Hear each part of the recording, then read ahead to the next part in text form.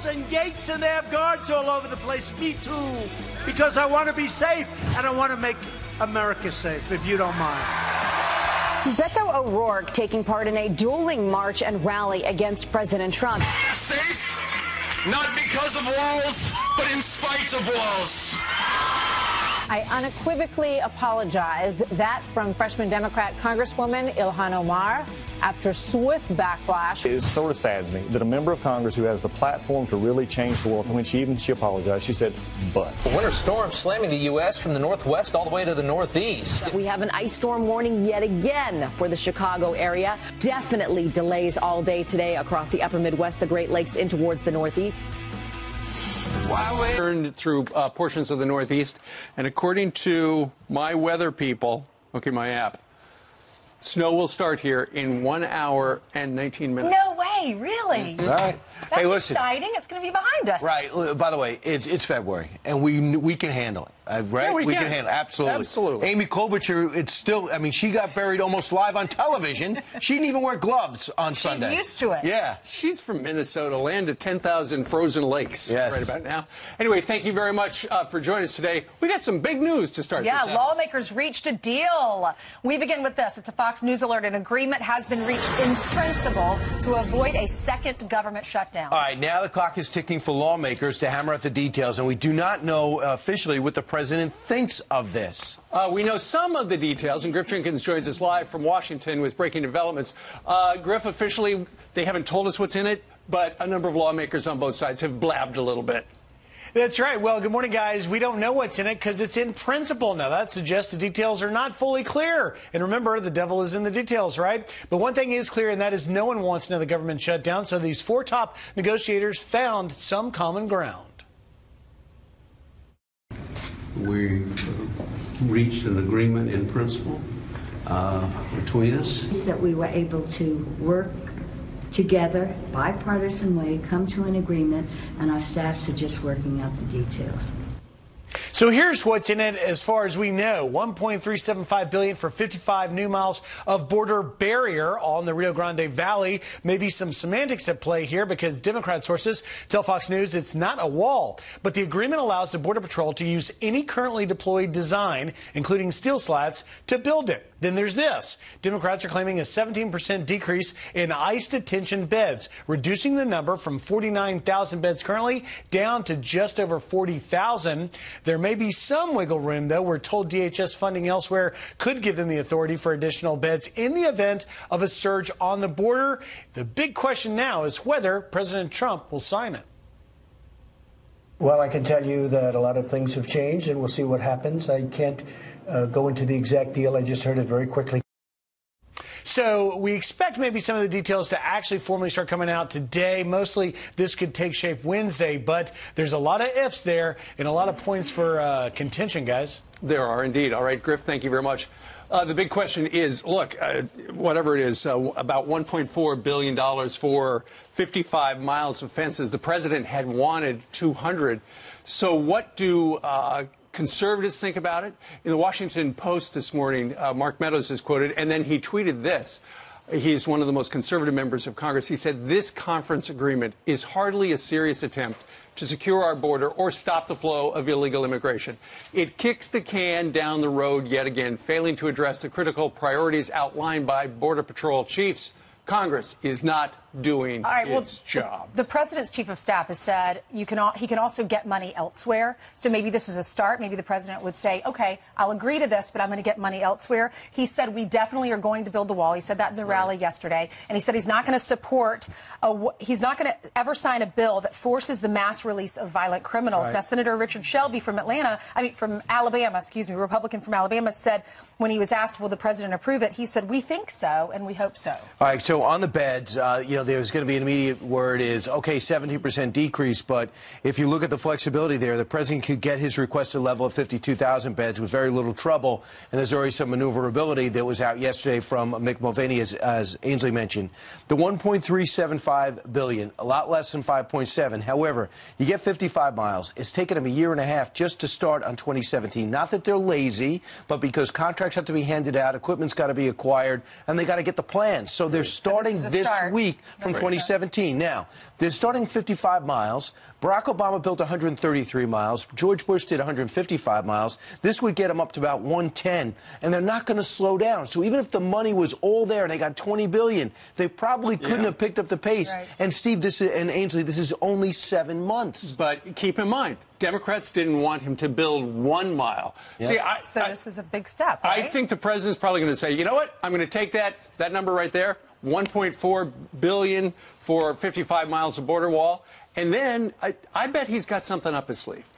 Because when last night, and Ainsley, you just alluded to this, he said that wall's going to be built. Listen to this.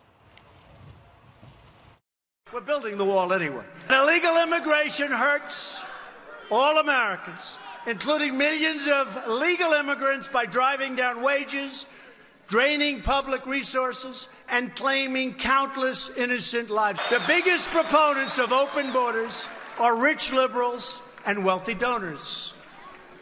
These are hypocrites who oppose security for you while living their entire lives. I do too, to be honest with you. I'm guilty. I'm guilty. I also live behind walls, okay? They live behind walls and gates, and they have guards all over the place. Me too, because I want to be safe, and I want to make America safe, if you don't mind. So security should not belong only to the rich and to the powerful. Safety is the birthright of every American, which is why we must finish the wall. And those are the signs seen all across the building. That's the new theme, finish the wall. Especially in El Paso. Right. And the one thing before we moved on, and specifically on this deal, remember, when that deal came out, Nancy Pelosi made the offer. Yeah, you could have $1.3 billion, but not 1 cent for the wall. You may be able to repair some fence. Now, he said only the Normandy fence, which are those X's that stop vehicles, which is basically like a split rail fence for vehicles. Now, this can be used for whatever he wanted. And the bollard fence, which is preferred by the Border Patrol, because it can see through it, it can be there. So there's easy, my sense is that both sides saw the cliff of a shutdown. They did not want to jump. And I think it's also how you characterize this. If you're going to be saying, look what we made him do or her do, then people are going to get bent out of shape, donors are going to react, and then we're going to be back with no more compromises on anything ever. Well, I think the president forced the issue with government shutdown, and now he sees some money. He's going to take that money. Yep. He's going to go along with the deal. And I don't think he's going to declare a national emergency. But like I said, I don't know what his plan C is, but I think he's got another way to legally reprogram some money. Keep in mind, the whole worry about him declaring a national emergency would be that the Democrats would haul him into court. But the commander-in-chief with the courts, has broad authority to protect the nation. And so I think his attorneys could make a really good argument. We need the wall, because we've heard so many people talk about the crisis. To Brian's point, if they're just building what they passed in 2017, this is a start. This will fund the government through September, and then maybe he can get another, 55 miles and another $1 billion plus for the next phase. But if they're just working on 2017, that's an excellent point. He also said last night, which I thought was interesting, he said, I choose you. My people were trying to tell me about this agreement that the lawmakers had come to terms with. And I didn't want to hear all the details because I was supposed to be out here on stage talking to you, my people from Texas. He said, I choose you. I'll learn about the details after the rally. Meanwhile, the president's theme last night was he laid out the groundwork for 2020. Not into socialism, the Green Deal a disaster, and late-term abortion. Late-term abortion's got to stop immediately. One party's for it, one party isn't. Well, America's against it, and we're going to show folks a little a poll. Even pro-choicers. Yeah, it's a YouGov poll that came out. 80% of the country is against it. We're going to tell you more about that a little later on, but in the meantime, 6:10 here in New York City. And Jillian joins us with some news. And that's right. Good morning. Following a number of stories, starting with this. Today, one of the women accusing Virginia's lieutenant governor of sexual assault will speak out publicly. Dr. Vanessa Tyson will be part of a panel titled Betrayal and Courage in the Age of Me Too at Stanford University tonight. This happening as several members of Justin Fairfax's staff resign over the allegations against him. Fairfax has denied the allegations and called for an FBI investigation into them. A woman convicted of texting her boyfriend and encouraging him to commit suicide is now in jail. A judge ordering Michelle Carter to begin her 15-month prison sentence days after a state court upheld her involuntary manslaughter conviction from 2017. Carter was found guilty of persuading Conrad Roy to kill himself when she was 17 years old in 2014. Her lawyers plan to appeal to the Supreme Court. Acting Defense Secretary Patrick Shanahan arrives in Baghdad on an unannounced trip overnight. He will meet with the country's prime minister and American military commanders. The leaders will discuss the future of U.S. troops in Iraq. The U.S. has 5,200 troops in Iraq right now. President Trump says service members are needed there to watch Iran. And how about this? An extremely rare letter written by George Washington could be yours. The first president writing this letter to the Speaker of the Pennsylvania House of Representatives, praising God for the ratification of the Constitution in the year 1788. The letter is being sold at a Pennsylvania auction house with a current price of $140,000. Let's look at your headlines. Pretty cool, huh? That is pretty amazing. Yeah. Oh, my goodness. Yep. It's fantastic. Oh, first president. Because George Washington's not writing much anymore, so this is probably going to only appreciate. I'm surprised it's not going for more than that, actually. Right? Well, you know, Brian's book had all the information about it, so why pay $140,000 to get Brian's book? I was on the plane on Sunday, and the guy sitting in the very front row had your book in the back of the pocket. He must have been a really bright guy. Fantastic. He was nice. He came over and offered candy to Hayden. And I was like, thank you. I'm not doing candy today, but it was nice. By the way, today is Abraham Lincoln's birthday. Is it? Yeah, you're right. You're right. He was born on this date in 1809. And by the way, if I could steal Ainsley's line, Abraham, I'm glad you were born. All right? Yes. There you go. Very glad he was born. Straight ahead. While President Trump was rallying in El Paso, Beto O'Rourke was holding his own march 1 mile away. Do not save lives. Walls end lives. Some Democrats are calling him the new Obama, but is this really an apt comparison? We break down his record. Plus, Chris Pratt firing back at Ellen Page after she criticized his church's values. His inspiring response.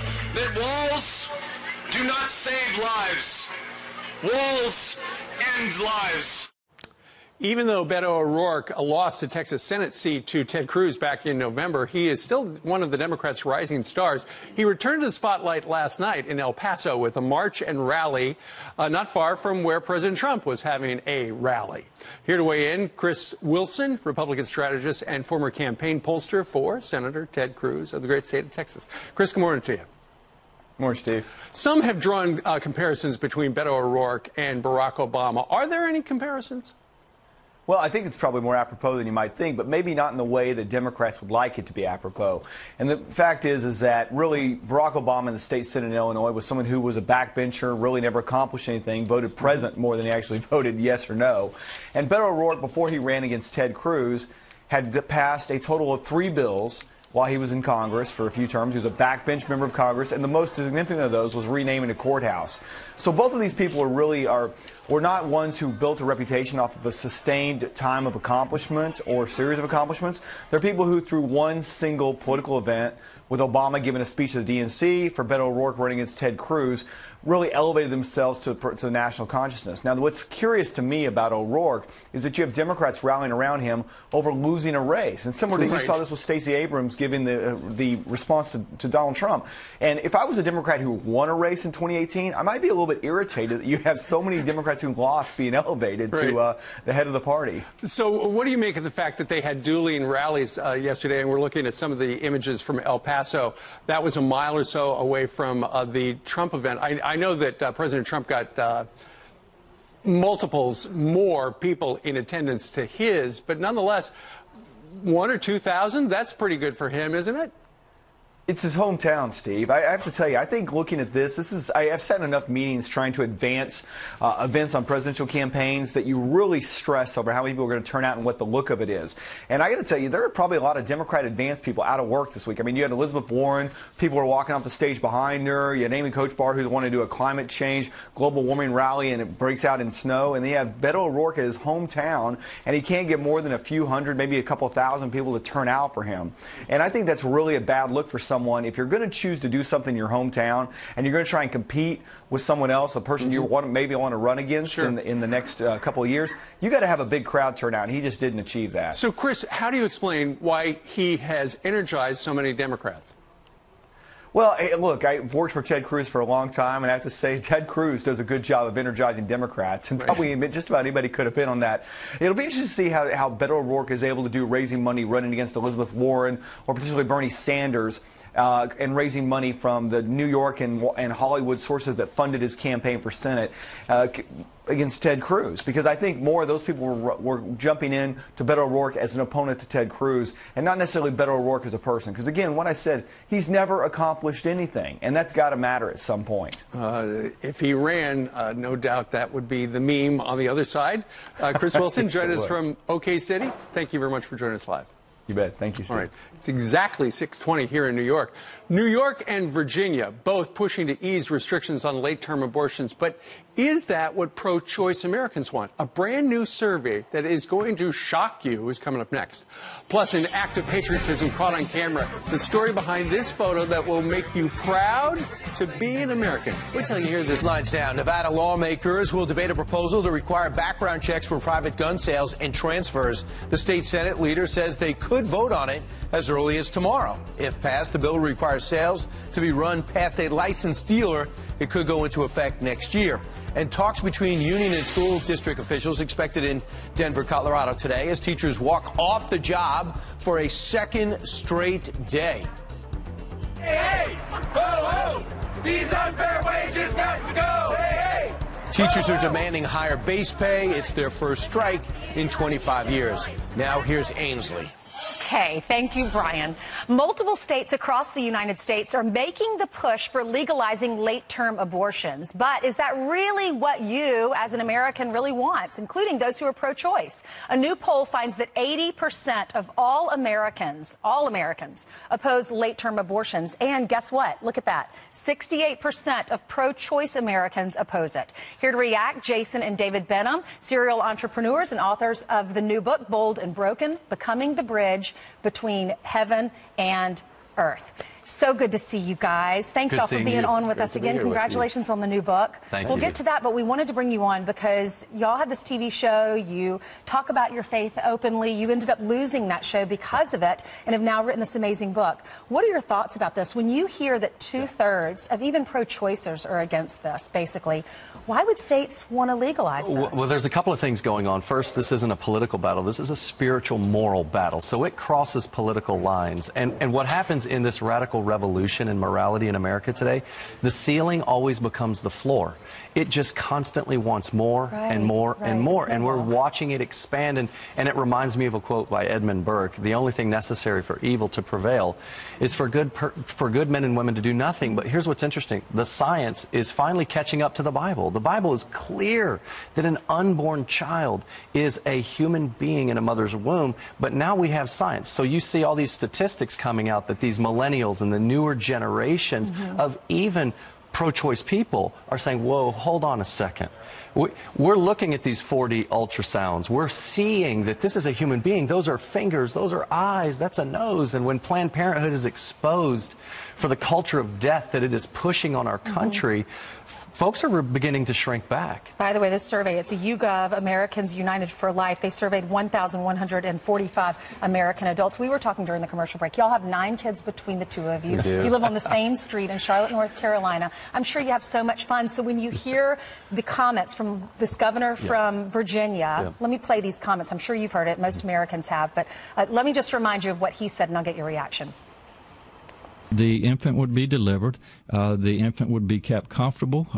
The infant would be resuscitated if that's what the mother and the family desired. And then a discussion would ensue between the physicians and the mother. So, Jason, what are your thoughts about that? It's the culture of death. How could a person who's in leadership say something like that and people not be outraged? But this is exactly why we wrote our book. Because it should cause you to want to rise up. And we're telling people now is the time to stand boldly. But you have to do it right. Because there's ditches on both sides. See, boldness apart from brokenness makes you a bully. Well, Why, and that's an excellent point, why would these governors want to push this, and why would these states, there are 10 different states, we'll put up the map, that are really pushing this. Why would they want to push this if even 2/3 of pro-choicers are against this? Well, they think that, this is a culture of death. This is a spiritual battle. So sometimes it defies logic. When my kids are asking, how could he say something like that? That's infanticide. I mean, this is craziness. It defies logic. But they really believe with the abortion lobby and Planned Parenthood that history is on their side, that the political momentum is on their side, and that is just absolutely wrong. But the issue is, in Scripture it teaches, let us not love it with just words and speech, but in truth and in actions.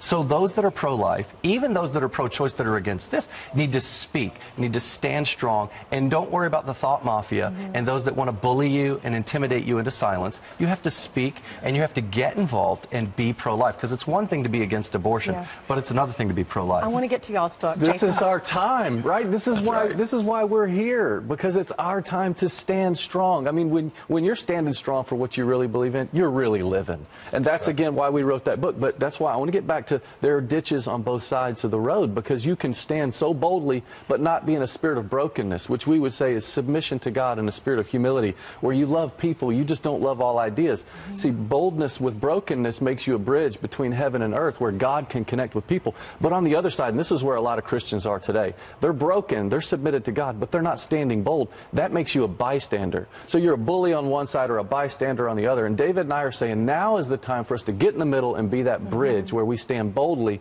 on a foundation of brokenness, and you will become that bridge between heaven and earth. This is our time to stand strong, and stuff like this that's going on in Virginia and New York, it just defines the context for us to take that stand. Thank you so much, guys. God bless you both. It's called Bold and Broken. You can pick it up on Amazon. God bless. Thank you. President Trump sending a message to Ilhan Omar after the Congresswoman's anti-Semitic comments, her new statement that is sparking more controversy this morning. Plus, from firefighters to police to border security, is there a shortage of Americans signing up to serve? Our first responders panel is here to discuss that coming up next. But first, happy birthday to Bill Russell. The NBA Hall of Famer turns 85 years old. They saw the fire department raising the flag. It's been shared on Facebook more than 4,000 times. Very, very nice.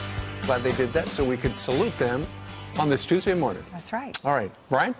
All right, okay, let's get started. A firefighter shortage is happening in Pennsylvania big time, forcing the state into a public safety crisis. Since the 1970s, the numbers of volunteer firefighters in the state has declined by 88%. And a new report warns that other areas could face a similar problem. This comes as the Border Patrol struggles to recruit and now keep agents. So how can we get Americans to serve in their communities? Our panel here to discuss it. Former Westchester County Police Sergeant Steve Cardian is here. Folks, Steve, welcome back. Spokesperson of the Firemen Association of the State of New York, Robert Leonard, is here. And former ICE Supervisor Jason Piccolo. All right, Jason, first off, I know you're more Border Patrol, but in terms of fire department, what's going on? It's tough to get people to come out here and serve right now, especially you have these abolish ICE movements, you have abolish police movements. Scary. It's just a tough situation to get people to volunteer. What's changed? Changes in economics and socioeconomic factors. There are two-income families, husband and wife both work. The guy works 2 jobs, the wife works 2 jobs. You work further from home. You commute 30, 40 miles to work. When you lived in town, you drove the ice truck, you parked it, went to the fire call, and came back. So things have changed a lot. Steve, I think also a lot of it has to do with advertising. I think the first time I saw Volunteers Wanted was about 2 months ago. I saw it on an electronic scoreboard. You know, we need people. I just thought you guys were fully staffed. Now, volunteering is one of the best things you can do to give back to your community. And what we see is that now this has changed. They're doing it for self-need. They're not doing it for self-need. They're doing it because they have hefty college loans. They've got 2-income families, and they have other interests. They're interested in sports. We don't have the time to do this anymore. The internet has become a big tool that has diminished volunteerism. I mean, do you need a campaign almost like the Army does, where they give you the image award, you know, the image idea of what it means, Jason? Well, you know, what happens is a lot of times people go to the border and they get border burnout after 3 to 5 years. How are you going to sell that to someone? These are remote areas. You're not going to be I was lucky enough to go to San Diego. But what happens if you go to one of these small areas like Ajo, Arizona? Well, McAllen, yeah, McAllen. And nothing wrong with small towns, but there's not a lot going on. Robert, the other thing is, too, they're being run down politically, correct? Well, the volunteer fire service is kind of unique. We serve everybody. Right. We don't have some of the challenges law enforcement has, but our challenge is education. You referred to it before, that digital sign you saw, being on Facebook and internet. It's educating people you can volunteer and serve your community, and despite political factors, volunteers aren't paid. Our budgets aren't as controlled as, say, the paid staff at police departments. Right, and Steve, the other thing, so we know about the academies with cops. We know now about volunteer firefighters. We know Border Patrol. You know what I fear is next? ICE. Because we're so polarized, ICE, you're putting your life on the line on a regular basis. 9 out of every 10 pickups are criminals. So you're putting, and then you're hearing derision, people protesting outside your office.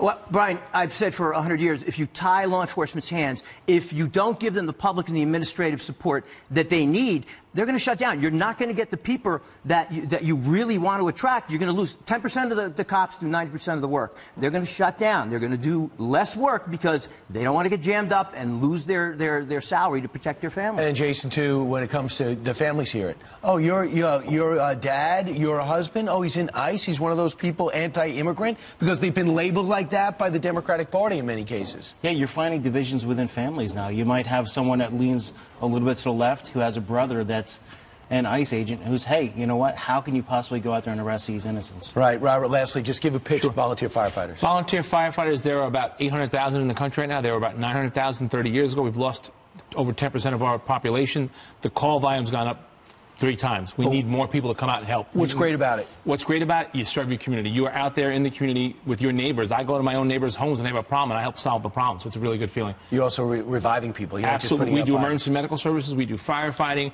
We do rescue. We are a training ground for future careers in firefighting and EMS that can lead to law enforcement careers and federal careers. So we think it's an important thing to do to volunteer. It was important you guys came out. Thanks so much for your message. Thank you, Brian. All right, let's go upstairs where we've sequestered Jillian to tell us what's going on in the news. Good stuff. Thank you, Brian. Let's start with this. President Trump says Congresswoman Ilhan Omar, quote, should be ashamed of herself. He's slamming the Minnesota Democrat for accusing a lobbying group of paying members of Congress to support Israel. Omar has apologized, saying, quote, my intention is never to offend my constituents or Jewish Americans as a whole. But in that same statement, she says, quote, I reaffirm the problematic role of lobbyists in our politics, whether it be AIPAC, the NRA, or the fossil fuel industry. A semi-truck slams into a police cruiser. Look at red lips on a black shoe. Beige and gold versions were also available as part of a collection reportedly meant as a nod to modern art. Perry tells The Hollywood Reporter, quote, our intention was never to inflict any pain. Chris Pratt responding to actress Ellen Page after she called him out for attending a church she claims is anti-LGBTQ. Pratt posting on Instagram, quote, nothing could be further from the truth. I go to a church that opens their doors to absolutely everyone. The Guardians of the Galaxy star attends Zoe Church. He says that community helped him get through his divorce from Anna Faris. Let's look at your headlines. I'll send it down to you guys. All right. Thank you very much, Jillian. Arnold's got his back anyway. The storm, even though it's not going to perhaps produce a lot of snow along the coast, it is going to give the threat for ice. And that's why they're getting ahead of it, and they are canceling schools in and around the Northeast. Where we see that pink on the map, we have a freezing rain and ice storm warning for parts of Chicago into towards Toledo. Wouldn't be surprised to see ice storm advisories up towards maybe New York City, in towards Long Island and Connecticut over the next couple of hours. Because even though this is not going to be a blockbuster winter storm producing a lot of snow, the ice is what is going to be very concerning, that could triple or rather cripple travel, and that's the concern. So they're your snowfall forecasts. I don't really want you to really pay close attention to them because it's the icing that will make the headlines. And then across the Northwest, another storm system moving in there, bringing more mountain snow and coastal rain. So busy day across the country. We'll keep you posted here in the Northeast. I expect some snow probably within the next hour around Fox Square. Back inside. I think that's probably right. And Janice, I'm looking at one of the local websites, and there it looks like hundreds of schools. Yes, absolutely. Already canceled. They want to get ahead of that ice. Yep. But if you're a kid, study at home. Do you have your books with you? Why bother? It's snow day. Oh. All right, thanks, JD. Meanwhile, what are voters in El Paso, Texas, saying about President Trump and Beto O'Rourke's dueling rallies last night? Todd Pyro, as you can see right there, is it a diner in El Paso? We're going to check in with him coming up next. Applause. The liberal Ninth Circuit Court of Appeals delivering a win for President Trump on the wall. How significant is the ruling? We woke the judge up, and he's going to walk here as I put it on camera. The notoriously liberal Ninth Circuit Court of Appeals out west actually has sided with the Trump administration, pinch me, in a case challenging its, Judge, I was just kidding, in challenging its use of waivers to bypass environmental regulations in constructing a border wall. Well, here to break it all down, what this exactly means for the Trump administration and moving forward is Fox News senior judicial analyst and host of Liberty File on Fox Nation, Judge Andrew Napolitano. Good morning. So, shockingly, this is not a part of the border wall to be built under the Trump administration. This was authorized under the Obama administration. Right. And the statute that authorizes it said if environmental regulations would impede or prevent the construction of the wall, it's a relatively small piece, it's not what President Trump wants to build, that the Secretary of Homeland Security, currently a Trump appointee, Secretary Nielsen, can waive the environmental regulations. She waived them. The environmentalists went to court. A federal judge enjoined her. Yesterday, the Ninth Circuit lifted the injunction and said, we don't have anything to do with whether or not the wall should be built. The Congress authorized it 3 years ago. Does she have the authority to waive the regulations? Answer, yes. So it is surprising, not that this is the outcome, because the law is pretty standard. It's surprising that this is the outcome in the Ninth Circuit, where it does appear as though judges appointed by presidents other than Donald Trump have done everything that they can to stymie him. And I know there's some positions open, and President Trump is looking to put those judges into the Ninth District. Do you know where that's at? Yes, I do know where it's at, and I'm not exactly crazy about it because the White House has decided to cooperate with the 2 senators from California, which means you're not going to get people that are exactly Trumpians on the court. All right. Listen, they don't have the authority to stop it, but they have the authority to delay and frustrate it. Speaking of delay, it sounds like Michael Cohen, who used to be the president's attorney, fixer guy,